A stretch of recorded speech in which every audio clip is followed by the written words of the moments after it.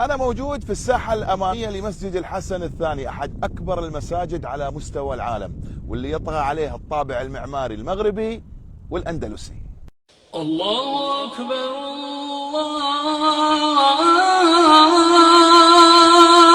الله أكبر. المسجد نصفه مبني على مياه المحيط الأطلسي في مدينة الدار البيضاء، والنصف الآخر على اليابسة، مما يجعل أول صرح ديني إسلامي مبني على البحر.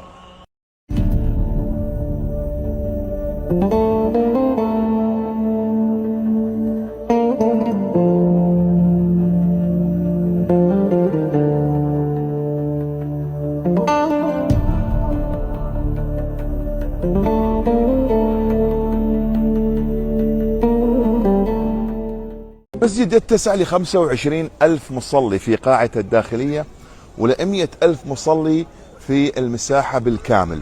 هذا المسجد بني عام 1986 وانتهت أعمال البناء وافتتح في عام 1993.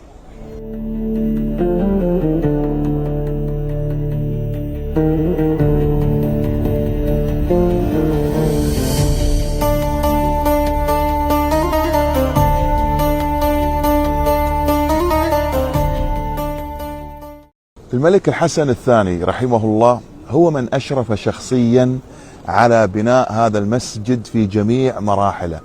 عملية البناء استغرقت 50 مليون ساعة، وقام فيها تقريبا 11 ألف موظف ما بين مصمم ومعماري وعمال بناء وكل من شارك في عملية بناء هذا المسجد. فالله يكتب أجره إن شاء الله للملك، والله يكتب أجره لكل أهل المغرب.